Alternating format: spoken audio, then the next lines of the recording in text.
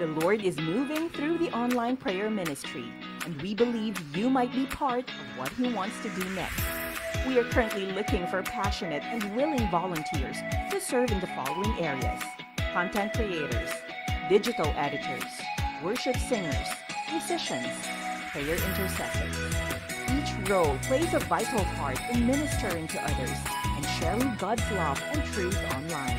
Whether you create, edit, sing, play, or pray, your gifts matter. And when offered to the Lord, they can reach hearts, change lives, and bring glory to His name. Is God calling you to serve in this season? Step forward in faith and be part of a ministry that uplifts, encourages, and carries the power of prayer across digital spaces. For application forms or inquiries, please look for Pastor Jerry Celino. We can't wait to serve alongside you. Together, let's build a digital altar of worship and intercession.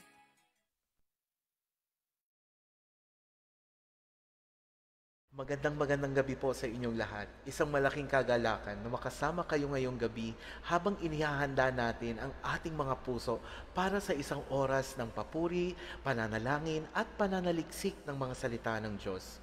Kamusta po kayong lahat? Naway masaya at pinagpala ang inyong linggo. Habang tayo'y naghahanda na umawit at ipahayag ang ating pag-ibig sa Diyos, alalahanin natin ang kapangyarihan ng Kanyang tinig. Gaya ng sinasabi sa Awit chapter 29 verse 4, ang tinig ng Panginoon ay makapangyarihan. Ang tinig ng Panginoon ay puno ng kaluwalhatian. Napakagandang isipin na ang Diyos na ating sinasamba ay may tinig na puno ng kapangyarihan at kaluwalhatian. Kaya't buksan natin ang ating mga puso, ihanda ang ating mga isip at tinig at sama-sama nating purihin ang ating Panginoon. Muli, maligayang pagdating po sa inyong lahat. Sa gitna ng kaguluhan, ang tinig mo ay hanap. Sa templo mong banal, magbagong kagalakan.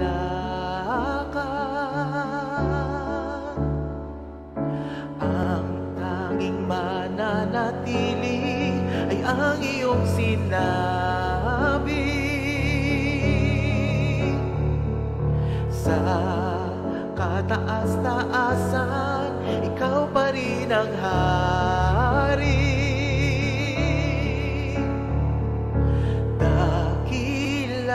Kailan may di mahihigitan, ang ngalan mo ay kaligtasan ko. Ang iyong kaharian, ang aking adhika. O Diyos, dalangin ko'y maghari ka. Muli-muli po. Sa gitna ng kaguluhan, ang tinig mo ay hanap. Sa templo mong banal, may bagong kagalakan.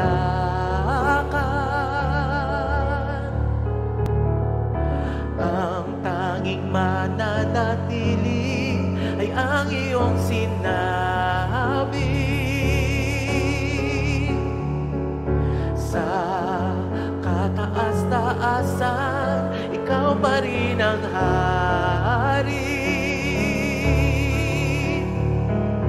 Dahil at kailan may di mahihigitan, ang ngalan mo ay kaligtasan ko. Ang iyong kaharian, ang aking adhika. O Diyos, dalangin ko'y maghari ka. Sundin ang loob mo dito sa lupa tulad ng sa langit. Sa iyong kaharian, kapangyarihan at kalwalhatian. Sundin ang loob mo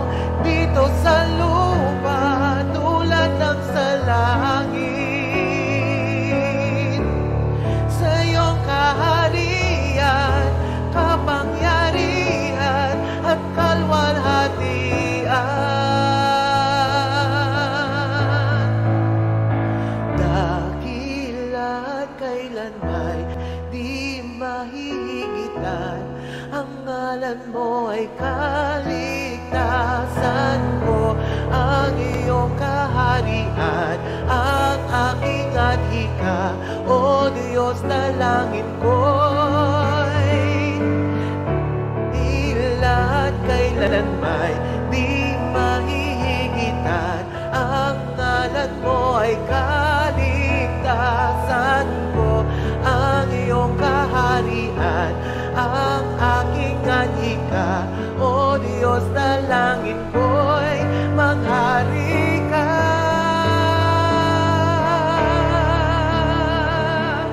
Hallelujah, Lord. Hallelujah, Jesus. Hallelujah, Father. Panginoon, maghari ka sa buhay ng bawat isa. Maghari ka sa pagkakataong ito. Nais naming purihin, itanghalang iyong mabuting pangalan.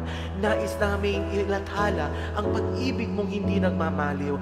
Nais namin na makapiling ka ng mas lubos, Panginoon, at makilala ang Diyos na lumikha ng lahat ng bagay sa balat ng lupa. Panginoon, maraming salamat sa pagkakataong ito. Manguna ka sa aming Bible reading and intercessory prayer meeting. Manguna ka sa mga magbabasa ng inyong salita. Manguna ka sa maglalakad ng inyong magandang mensahe. Mensahe na may pangarap, mensahe na may pag-asa, mensahe na may pag-ibig, mensahe na may dalang lakas, Panginoon, na siyang magpapatibay sa puso ng bawat isa. Mensahe na makapangyarihan, Panginoon. Maraming salamat po, O Diyos. Ang lahat ng ito ay aming dinadalangin at pinupuri at ibinabalik lamang sa iyong pangalan.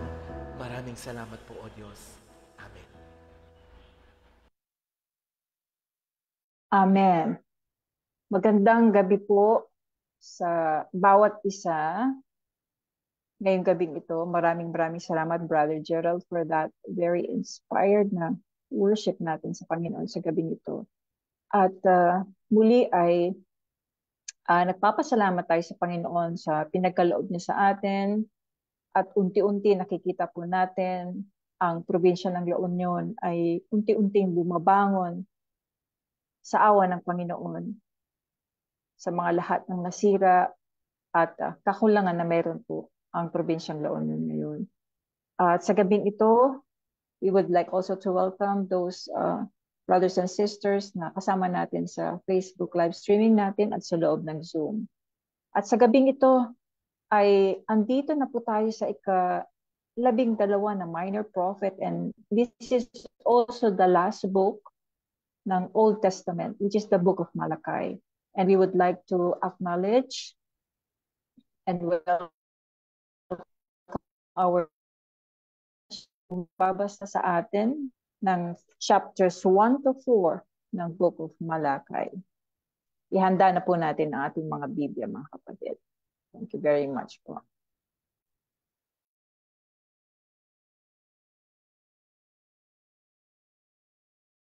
And it says, a prophecy, the word of the Lord to Israel through Malachi. Verse 2, I have loved thee, says the Lord, but you ask, how have you loved us? Was not Esau Jacob's brother, declares the Lord, yet I have loved Jacob. But Esau I hated, and I have turned his hill country into a wasteland, and left his inheritance to the desert jackals. Verse 4, Edom may say, though we have been crushed, we will rebuild the ruins. But this is what the Lord Almighty says, they may build, but I will demolish. They will be called the wicked land, a people always under the wrath of God. Verse 5, you will see it with your own eyes and say, great is the Lord, even beyond the borders of Israel. Verse 6, a son honors his father, and the slave his master. If I am a father, where is the honor due to me? If I am a master, where is the respect due to me, says the Lord Almighty.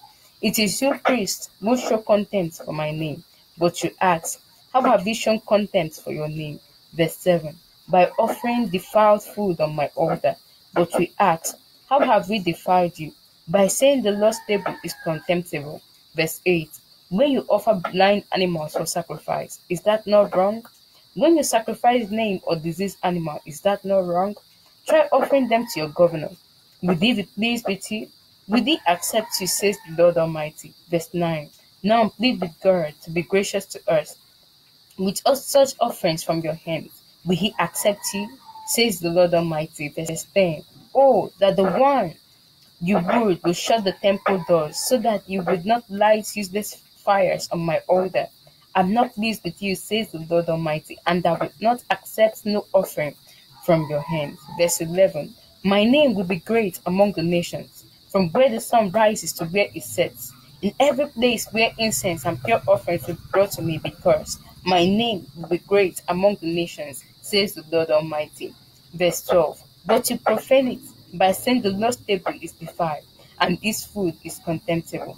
Verse 13. And you say, what a burden, and you slit at it contentiously, says the Lord Almighty. When you bring injured, lame, or diseased animals and offer them as sacrifices, should I accept them from your hands? Says the Lord. Verse 14. Cursed is he that cheats, who has an acceptable male in his flock and vows to give it, but then offers a blemished animal to the Lord. For I am a great king, says the Lord Almighty, and my name is to be feared among the nations. God bless the reading of his word. In Jesus' name, amen. Malachi chapter 2. And now, you priests, this warning is for you, if you do not listen, and if you do not resolve to honor my name, says the Lord Almighty. I will send a curse on you, and I will curse your blessings. Yes, I have already cursed them, because you have not resolved to honor me. Because of you, I will rebuke your descendants. I will smear on your faces and dung from your festival sacrifice, and you will be carried off with it. And you will know that I have sent you this warning, so that my covenant with Levi may continue, says the Lord Almighty. My covenant was with him, a covenant of life and peace, and I will give them to him. This calls for reverence, and he reverenced me and stood in awe of my name. True instructions was in his mouth, and nothing false was found on his lips. He walked with me in peace and uprightness, and turned many from sin. For the lips of a priest ought to preserve knowledge, because he is the messenger of the Lord Almighty, and people seek instruction from his mouth. But you have turned from the way, and by your teachings have caused many to stumble. You have violated the covenant with Levi, says the Lord Almighty. So I have caused you to be despised and humiliated before all people, because you have not followed my ways, but have shown partiality in matters of the law. Do we not all have one Father? Did not one God create us? Why do we profane the covenant of our ancestors by being unfaithful to one another? Judea has been unfaithful. A detestable thing has been committed in Israel and in Jerusalem. Judea has desecrated the sanctuary the Lord loves by marrying women who worship a foreign god. As for the man who does this, whoever he may be, may the Lord remove him from the tent of Jacob, even though he brings an offering to the Lord Almighty. Another thing you do, you flood the Lord's altar with tears. You weep and wail because he no longer looks with favor on your offerings, or accept them with pleasures from your hand. You ask, why? It is because the Lord is the witness between you and the wife of your youth. You have been unfaithful to her, though she is your partner, the wife of your marriage covenant. He has not the one God made you. You belong to him in body and spirit. And what does the one God seek? Godly offsprings. So be on your guard, and do not be unfaithful to your wife of your youth. The man who hates and divorces his wife, says the Lord, the God of Israel, does violence to the one he should protect, says the Lord Almighty. So be on your guard, and do not be unfaithful. Verse 17. You have wearied the Lord with your words. How have we wearied him, you ask? By saying, all who do evil are good in your eyes, in the eyes of the Lord, and he is pleased with him, or where the God of justice. Today we're taking from the book of Malachi chapter 3, from verse 1 to the end. I read, See, I will send my messenger, who will prepare the way before me. Then suddenly, the Lord you are seeking will come to his temple, The messenger of the covenant, whom you desire, will come, says the Lord Almighty. But who can endure the days of his coming? Who can stand when he appears? For he will be like a refiner's fire or a launderer's soap. He will sit as a refiner and purifier of silver. He will purify the Levite and refine them like gold and silver. The Lord will have men who will bring offering in righteousness, and the offerings of Judah and Jerusalem will be acceptable to the Lord as in days gone by, as in former years. So will I come near to you for judgment. I will be quick to testify against sorcerers, adulterers, perjurers, against those who defraud laborers of their wages, who oppress the widows and the fatherless, and deprive aliens of justice. But do not fear me, says the Lord Almighty. I, the Lord, do not change. So you, O descendant of Jacob, are not destroyed. Ever since the time of your forefathers, you have turned away from my decree, and have not kept them. Return to me, and I will return to you, says the Lord Almighty. But you ask, how are we to return? Will a man rob God? Yet you rob me. But you ask, how do we rob you? In tithes and offering. You are under a curse, the whole nation of you, because you are robbing me. Bring the whole tithe into the storehouse, that there may be food in my house. Test me in this, says the Lord Almighty, and see if I will not throw open the floodgate of heaven and pour out so much blessing that you will not have room enough for it. I will prevent pests from devouring your crops, and the vines in your field will not cast their fruit, says the Lord Almighty. Then all the nations will call you blessed, for your will be a delightful land, says the Lord Almighty. You have said harsh things against me, says the Lord. Yet you ask, what have we said against you? You have said, it is futile to serve God. What did we gain by carrying out his requirements and going about like mourners before the Lord Almighty? But now we call the arrogant blessed. Certainly the evildoer prosper, and even those who challenge God escape. Then those who feared the Lord talk with each other, and the Lord listened and heard. A scroll of remembrance was written in the presence concerning those who feared the Lord and honor his name. They will be mine, says the Lord Almighty, in the days when I make up my treasured possession. I will spare them, just as in compassion a man spares his son who serves him. And you will again see the distinction between the righteous and the wicked, between those who serve God and those who do not. May the name of the Lord be blessed in our lives in Jesus' name. Amen. Malachi chapter 4. Surely the day is coming, it will burn like a furnace. All the arrogant and every evildoer will be stubborn, and the day that is coming will set them on fire, says the Lord Almighty. Not a root nor a branch will be left to them. But for you who revere my name, the Son of Righteousness will rise with healings in his race, and you go out and frolic like well-fed cows. Then you trample on the wicked. There will be ashes under the soles of your feet on the day when I act, says the Lord Almighty. Remember the Lord of my servant Moses, the decrees and laws I gave him at Horeb for all Israel. See, I will send the prophet Elijah to you before that great and dreadful day of the Lord comes. He will turn the hearts of the parents to their children, and the hearts of the children to their parents, or else I will come and strike the land with total destruction. Amen.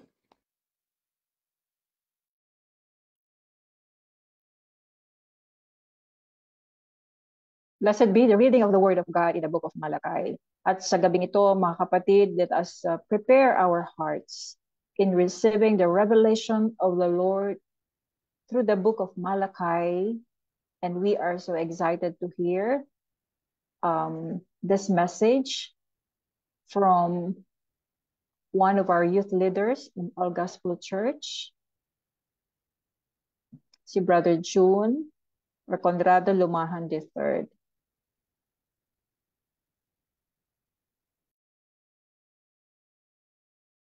Magandang gabi po sa ating lahat. It's my privilege to share the Word of God this night. And before I start, let me begin this with a short prayer. God, we worship you, God, and we honor you. Thank you, Lord God, for this night. We are gathered here to hear your word, Lord God, to worship you and to honor you, God. Lord, if you see something, Lord God, in us, Lord God, we ask, God, for forgiveness. Cleanse us and purify us, God. Lord, renew the right spirit within us, God. Lord, open our spiritual eyes that we may see your glory. Open, Lord God, our ears that we may hear your word, God. And Lord, I ask, God, whatever, Lord God, we will hear this moment, God, Lord, we ask, God, let it remain, Lord God, in our hearts and in our minds, Lord God. Lord, we worship you, Lord God. We glorify your name. In Jesus' name, amen. So, ngayong gabi, our word for tonight was taken from Malachi chapter 3, verse 16. And yung title po ng short exhortation po natin ngayong gabi is The Lord Remembers. So, Malachi speaks about a book of remembrance. Was written before the Lord. Ito po ay mababasa natin in verse 16. And ito, nasabi ni God ito in answer to the Lord's people who had become so discouraged. Na dahil sa sobrang discouraged nila, nabanggit nila to at nasabi nila in verse 14, it is useless to serve God.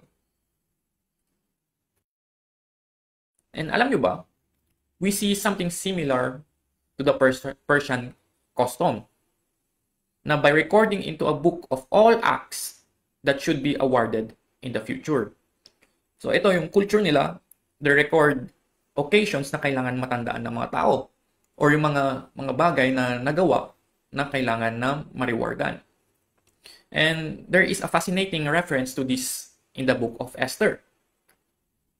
And a short background or para ma-recall natin about the book of Esther, ito, si Queen Esther, who in God's providence had become queen in the royal court of King Ahasuerus. So si Queen Esther, meron siyang pinsan. And yung pinsan niya to, ang pangalan niya ay Mordecai. And si Mordecai, he was a good friend and a wise counselor to Queen Esther. And dahil sobrang close sila ni Queen Esther, si Mordecai palaging nandun sa palace. And he made it his business to hang around the palace.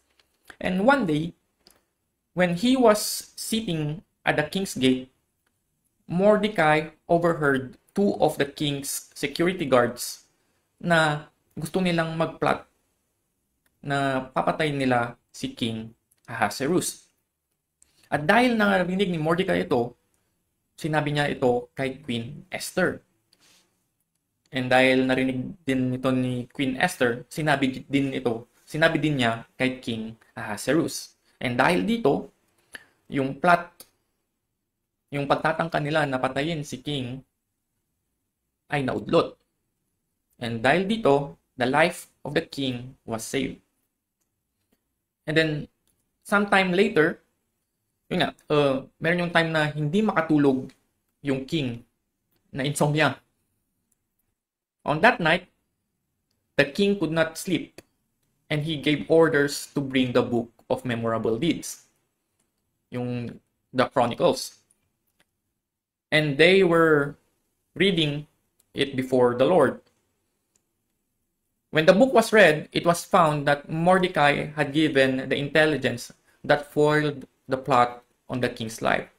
So tinanong ng king sa servant niya, mababasa natin in Esther chapter 6 verse 3, what honor or dignity has been bestowed on Mordecai for this? And the king's servant who attended him said, nothing has been done for him. So the king commanded that Mordecai should be honored because what he did was written in the book of memorable deeds. So, the point here is that the king had a book of remembrance, a book where honorable deeds were recorded. And in the book of Malachi, it tells us that God has a book of remembrance. So when you are tempted to think that perhaps your service for God is in vain, you need to know that God remembers what you have done. A book of remembrance was written before the Lord. What does the Lord remember? The Lord remembers your work. For God is not unjust to forget your work and labor of love, which you have shown toward his name, in that you have ministered to the saints and do minister. Mababasa po natin yan in Hebrews chapter 6 verse 10. Perhaps you feel that no one cares about what you do, who sees what you are doing, who knows the care you are putting into it. Brothers and sisters, God sees what you are doing, and he will not overlook your work. This theme is repeated in the words of Jesus to the churches in the book of Revelation. God knows your work.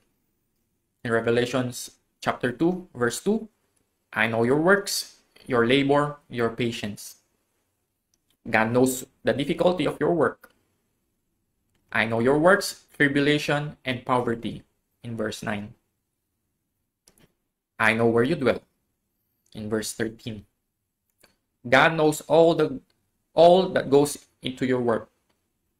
In verse 19, I know your works, love, service, faith, and your patience. Your work may never attract the praise or attention of others. It may be largely hidden from view. But God knows your work. It is written in his book of remembrance. The Lord remembers your words. Then those who feared the Lord spoke to one another, and the Lord listened and heard them.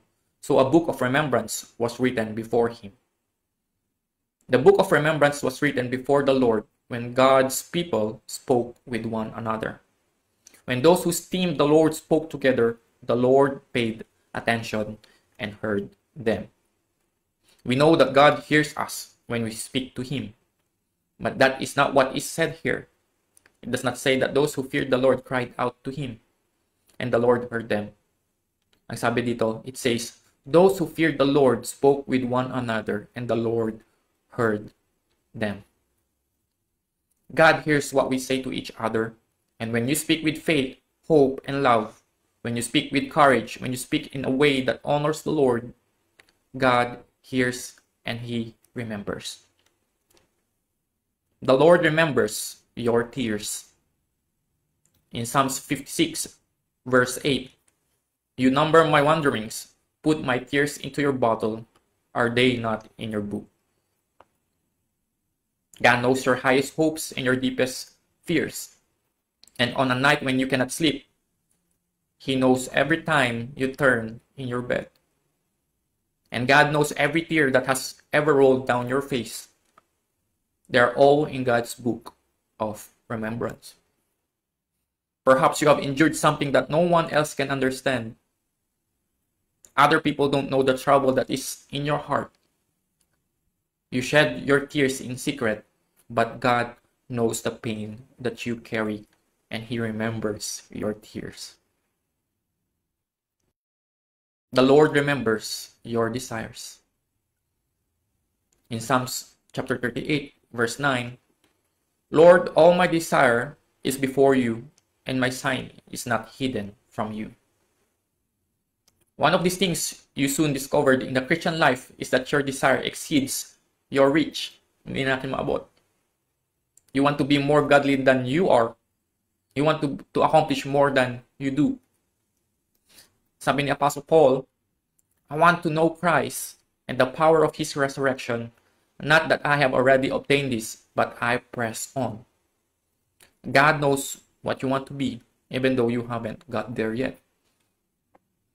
And God knows what you want to do. This is wonderful encouragement when you are disappointed. There was something good you wanted to do, but the door closed. Or perhaps it never opened, and you live with a sense of disappointment.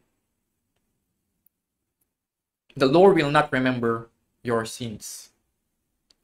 What God remembers is a wonderful encouragement. But what's even better is what God chooses not to remember.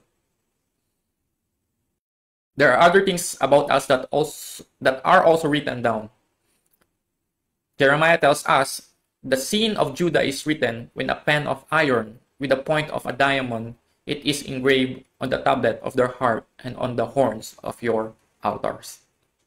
Here, Jeremiah tells us that our sins are also recorded. They are not written in pencil or even in ink. They are engraved with a pen of iron, chiseled out with a diamond point. Our sins are written down. Small sins that you hardly remember, secret sins you think are hidden, great sins you would rather forget are all written. And with every year that passes, the list gets longer. But God has promised, for I will forgive their iniquity, and their sin I will remember no more. Hallelujah. How can God remember our sin no more when it is written with a pen of iron? Jeremiah 31 is about the new covenant that God made with Israel. And Jesus fulfills the new covenant in the context of the Holy Communion. In 1 Corinthians chapter 11 verse 25 says, in the same manner, he also took the cup after supper, saying, this cup is the new covenant in my blood. This do as often as you drink it in remembrance of me. So in Jesus Christ, God says to us, your sins and your iniquities I will remember no more. This is through our Lord Jesus Christ. Remember that when Malachi says that a book of remembrance was written before the Lord, he says this in answer to God's people who had become so discouraged that they said it is useless to serve the Lord. But brethren, I am here to remind you that it is not in vain to serve the Lord. For the following reasons, the Lord remembers your work. The Lord remembers your words. The Lord remembers your tears. The Lord remembers your desires. And the Lord will not remember your sins. Hallelujah. Lord, we thank you, God, for your word. Thank you, Lord God, for reminding us of these things. And thank you, Lord God, for you remember our sins no more. You have cleaned us as white as snow. Lord, be exalted, Lord God, and be magnified. Thank you, Lord God, for reminding us of these things, God. Lord, be exalted, be magnified, God. Lord, as we continue, Lord God, for our online prayer meeting, God, continue, Lord God, to be with us. Continue, Lord God, to intervene.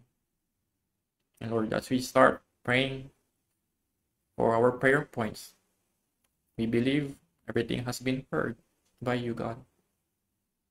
And it is already answered by you, God. Thank you, God, for this night. Be exalted and be magnified. In Jesus' name, amen. Amen. Amen. Oh, personally, I'm so inspired and encouraged of the revelation of God's word tonight. And we would like to thank Brother June for sharing with us tonight a very inspiring message and a timely message for us to be encouraged and remember that we will press on whenever we experience discouragement from the ministry. And let us all be reminded that our work in the Lord will not be in vain. Amen. And even our prayers tonight, brothers and sisters, as we lay them down at the feet of Jesus, may we experience tonight the presence of the Holy Spirit in our midst. So saan man tayo naroon ngayon, mga kapatid, anuman ang pinagdadaanan natin sa mga sandaling ito, sa ating mga buhay, let us be reminded that God remembers. our tears. At nakabotelya pa yan yung ating mga luha sa lahat ng ating mga panalangin. And tonight, let us pray with great faith in our hearts that the Lord hears our prayers. And let us prepare tonight, brothers and sisters, as we come humbly before the Lord. At anuman ang ginagawa natin sa mga sandaling ito,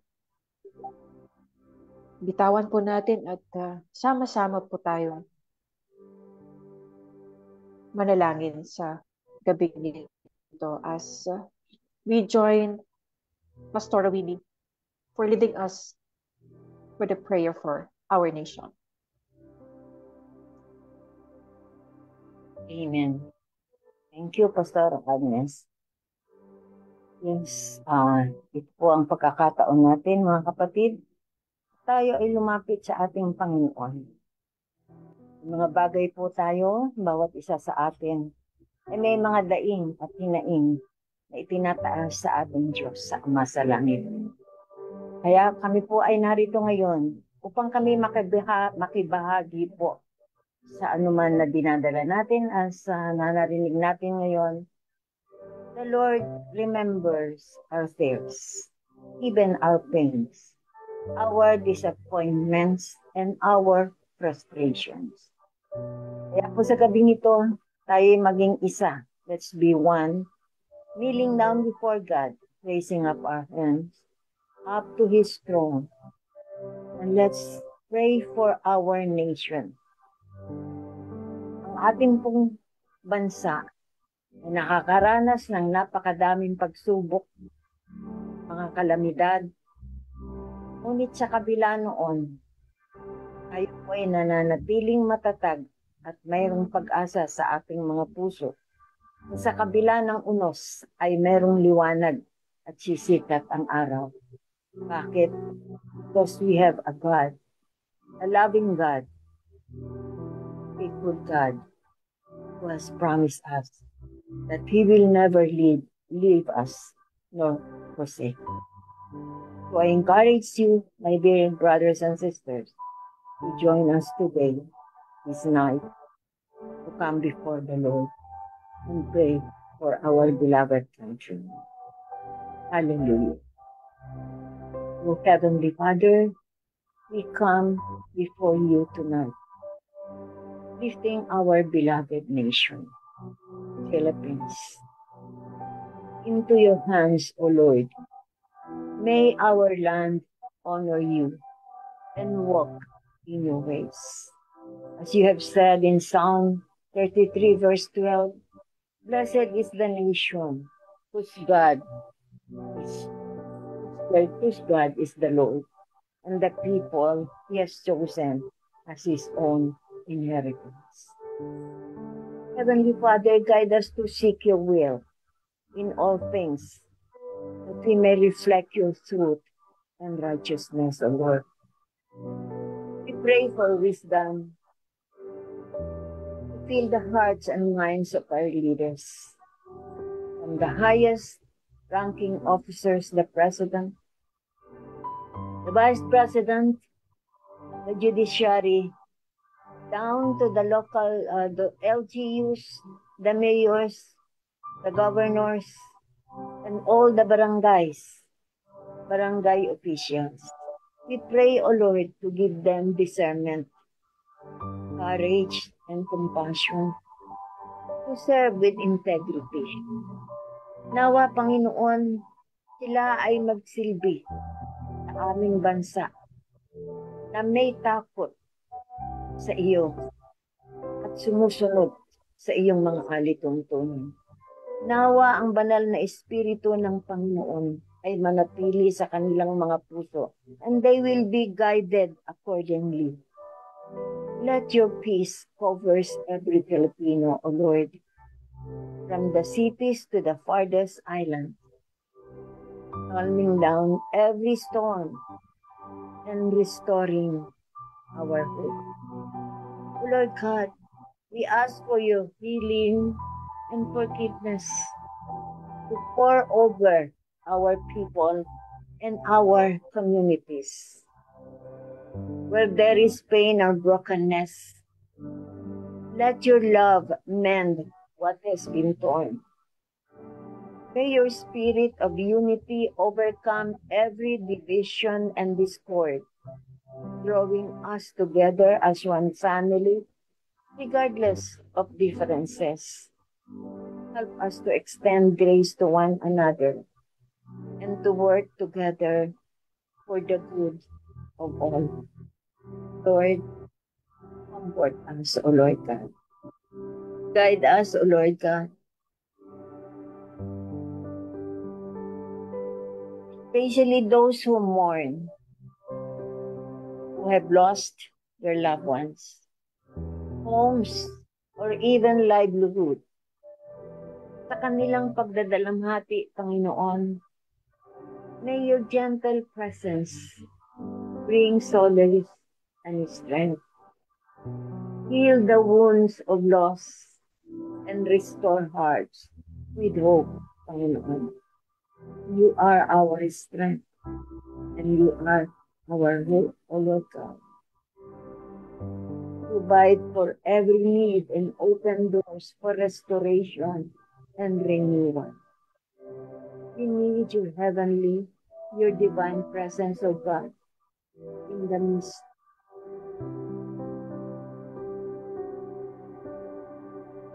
Release everything, O Lord God, that we've been passing through right now. Mga pinagdadaanan namin, Panginoon. Ang iba ay maaaring hindi pa nakakabangon at ang iba naman ay ngayon pa lamang tumatayo mula sa kanilang kinalugmukan sa nagdaang kalamidad, Panginoon. You are our hope. You are our strength, O Lord. We are calling upon your holy name, O God, at this point. Tanawin mo po at abutin mo po ang mga pangangailangan ng iyong mga anak sa ngayon. Tulungan mo po kami, ang bansang ito na makabangon, Panginoon, mula sa isang kalamidad na hindi namin akalain na mararanasan ng buong bansa.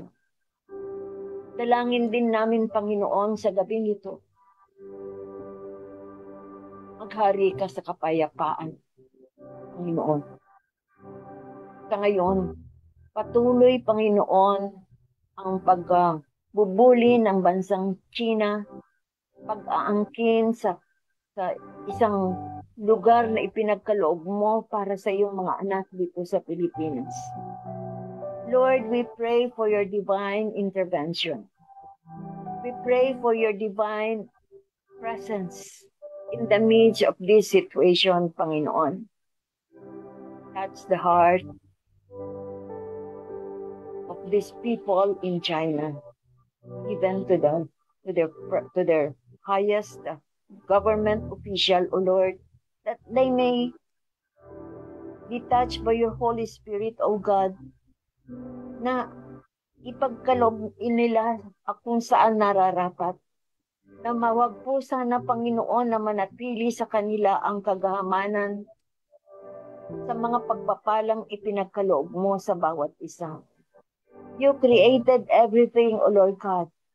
The seas, the land, the mountains, O Lord. At ipinagkaloob mo ito ng buong puso sa iyong mga nilikha. Lord, ipinagkaloob mo po ito, ang West Philippine Sea, O Lord God, para sa bansang Pilipinas, kung saan ang mga mangingisda ay doon lamang kumukuha ng kanilang ikabubuhay para sa mga pamilya. Lord, we need your help, O Lord God. Ilayo mo po kami sa anumang banta ng karahasan. Ilayo mo po ang bansang Pilipinas sa anong uri man po, sa anumang uri ng pakikibaka sa ibang bansa. Ikaw lamang ang aming kinakapitan, Panginoon. You are the only source of our strength. Help us, O God. Cover us with your holy blood. Bakuran mo kami ng iyong pagmamahal, Panginoon. Huwag mo po kaming pababayaan. Tulungan mo po ang aming ang aming presidente sa mga desisyon na gagawin nila, Panginoon. Sana po ay mauna na lingapin nila at alalahanin ang mga maliliit ng mga Pilipino na umaasa lamang. Minsan, sa araw-araw nakikitain. Hindi po namin kakayanin, O Lord, ang isang digmaan.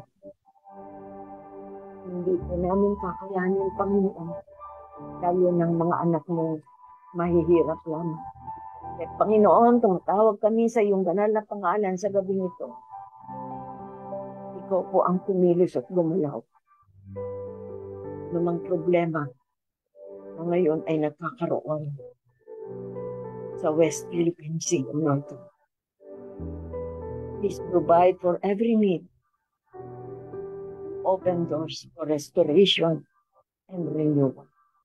Thank you so much, O Lord. We trust that you hear our prayers, O God. And we believe in your promise to be near to all who call upon you. Yan po ang pangako mo, Panginoon. That you will always remember us. You will always remember our fears. You will always remember our pains. Bless our nation, O God. Make us instruments of your peace and love. In Jesus' name we pray. Amen and amen. Amen. Hallelujah. Magpatuloy tayo mga kapatid sa panalangin. At samahan ninyo ko na ipanalangin ang ating iglesia, ang All Gospel Church, ang lahat ng ating mga daughter churches, and all Bible-believing and full gospel churches all over the Philippines. Let us pray for the church commitment to God's Word. As says in Psalm 119, verses 33 to 35, gawin nating panalangin ito, mga kapatid, sa gabi nito. Teach us, O Lord, the way of your statutes, and we will keep it to the end. Give us understanding that we may keep your law and observe it with our whole heart.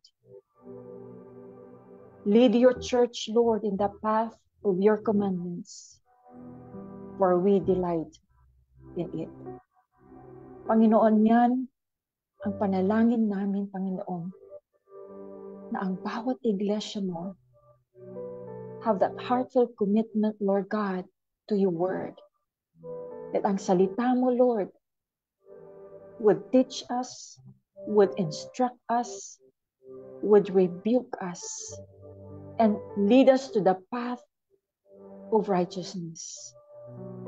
Panginoon, yan nga po, Lord God, ang ipaalala mo sa buong iglesia mo. Manatili po kami, Panginoon, sa banal mong salita. Dahil yan lang ang tamang panghahawakan namin, O God, as your church. Let us pray that the church would reach for the lost. At mababasa natin in Matthew 9, verses 37 to 38. Then he said to his disciples, the harvest is plentiful, but the workers are few.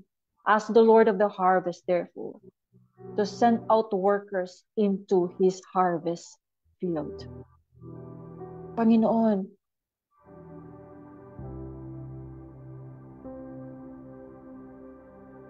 manaig sa aming mga Kristiyano, O Diyos, na naniniwala at nagtitiwala sa iyo. Higit, Lord God, ang pagmamahal namin sa iyo at ang pagmamahal namin sa iba. After all, the greatest commandments, Lord, are to love the Lord our God with all of our heart, with all of our soul and mind and strength, and to love others as ourselves. Lord, ang iglesia mo ay magkaroon ng puso, Lord God, in reaching the lost and sharing the good news of the gospel. Saan man lugar mo kami dinako, Panginoon, ay may layunin ka. At yan po, Lord God, ay maakay namin ang aming pamilya na hindi pa nakakakilala sa iyo. Ang aming mga kapitbahay, ang aming mga katrabaho. Lord, magkaroon po kami, Panginoon, ng intentionality, Lord God, na gawin ito with boldness, Lord, in our hearts to reach out for them. That, Lord, we personally share the gospel and Lord, maumpisahan po namin silang maimbita, Panginoon, na dumalo sa gawain. And Lord, I pray in the name of Jesus na magkaroon, O God, ang iglesia mo ng kabigatang ito to reach for the lost. At patuloy din natin panalangin na iglesia would make disciples. In Matthew 28:19-20 says, "Go therefore and make disciples of all nations, baptizing them in the name of the Father, the Son, and the Holy Spirit, teaching them to observe all that I have commanded you, and behold, I am with you always to the end of the age." O Lord God, dalangin po namin ang iglesia mo would respond to your directive to go and make disciples. Panginoon, hindi lamang maibahagi namin, Panginoon, ang banal mong salita. Hindi po kami titigil, O God, hanggat makita po namin, O Lord God, ang kanilang paglago. At tunay, O Diyos, na ipamuhay ang katuroan ng banal mong salita. And Lord, we pray even for your church, that every members of the church, Lord, had to respond to this call. Had to respond, Lord God, and had, Lord God, that willingness, Panginoon, na matuto and to undergo, Lord God, discipleship trainings, Lord. At lalong lalago, Panginoon, ang iyong gawain. And Lord, we pray in the name of Jesus that we will overcome, Lord, ang spirito, Panginoon, ng procrastination. Na ang bawat miyembro ng iglesia would be intentional, Lord God. Would submit to your call of discipleship. Upang sa ganon, Panginoon, lalong maiangat at lumago ang aming pananampalataya sa iyong pagtuturo, Panginoon. Maraming salamat, Lord. And we'll commit to you, Lord, our pastors, the ministry leaders, at lahat ng ginagamit mo for your ministry inside the church. Na yan nga po, Panginoon, ang kabigatan na ilalagay mo sa puso ng bawat isa sa amin. Maraming salamat po, Lord God. Naniniwala po kami ang dalangin namin sa iyong iglesia. It will come to pass as we call upon you, you will listen unto us, Lord. Let your will be done sa iyong iglesia. Ito ang aming dalangin sa pangalan ng aming Panginoon Jesus. Amen and amen. Manatili tayo, mga kapatid, as we pray for the family tonight. And when you are joining with your husband or the members of your family tonight,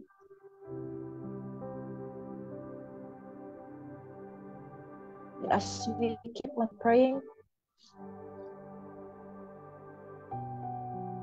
you can join together in prayer. Hallelujah. Let us pray and ask God to go with our families. In Exodus 33:15, and he said unto him, If thy presence go not with me, carry us not up hence. Aming Ama, we come before you as a family, asking for your divine presence in our homes, in the lives of each member of the family, the father, the mothers, and the children. Lord, guide every member of the family in every step they take, and be with us, Lord, sa lahat ng desisyon na aming gagawin. And may your wisdom lead our family, Lord. Your hand protect us in all our ways. And be our constant companion, O Lord, each moment of our lives. Panginoon, maraming salamat po na ang presensya mo ay mararanasan ng buong pamilya. Dalangin po namin, Panginoon, na hindi kami mawalay sa iyong presensya. In the name of Jesus. And tonight, let us dedicate our family to serving the Lord. May the prayer of Joshua in 24:15 be our prayer. But as for me and my house, we will serve the Lord. Lord, we dedicate our family to you. Help us to serve you faithfully and wholeheartedly. May our home be a place where your love is shown, where your love abounds, your word is honored, and your name is glorified in our homes. Guide us, Lord, in your ways, so we may be a light to others. That every member of our family, Lord, will be a living example of your grace and truth. We come against any generational curses in the family in the name of Jesus.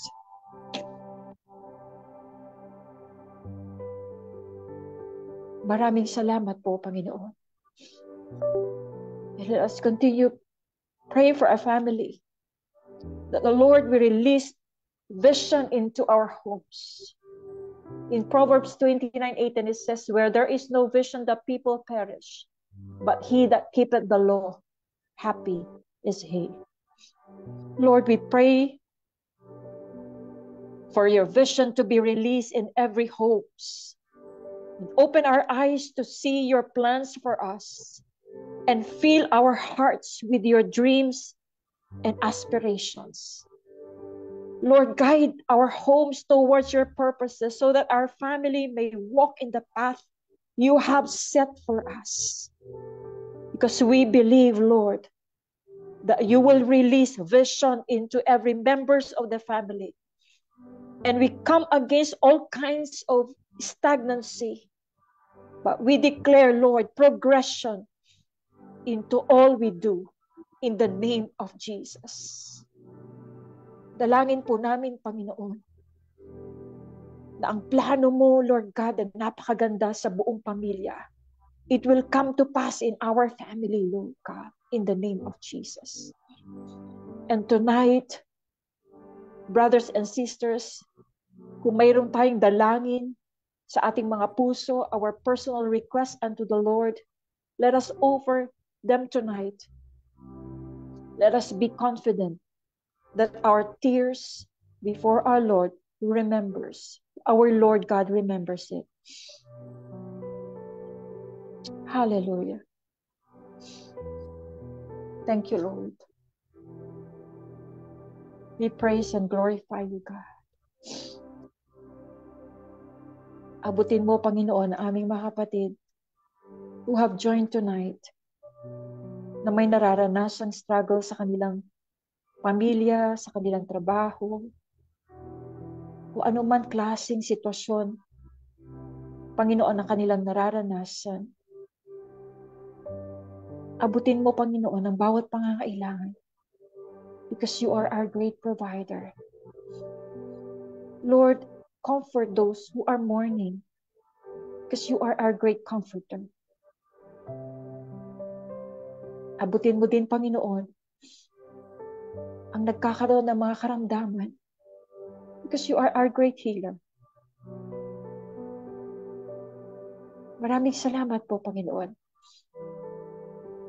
At naranasan namin muli ang presensya ng iyong banal na Espiritu at ang iyong dakilang presensya sa aming kalagitnaan.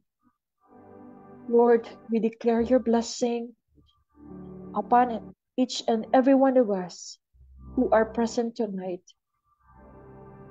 Bless every homes and every families who are represented tonight. At dadalhin namin muli ang banal mong salita na aming narinig sa gabing ito bilang pagpapaalala na lagi mo kaming naaalala, Panginoon. And that will be, Lord, a great inspiration and encouragement for all of us to press on to our calling. Lord, we praise you and we glorify you. May the love of the Father and the grace of our Lord God Jesus Christ and the fellowship of the Holy Spirit be upon us all. In the name of Jesus, we pray. Amen and amen. Good evening, brothers and sisters. Maraming salamat po for joining us tonight. And let us turn our Bible into the New Testament for next Thursday. Thank you and good night. Have a good night rest po. God bless you all po.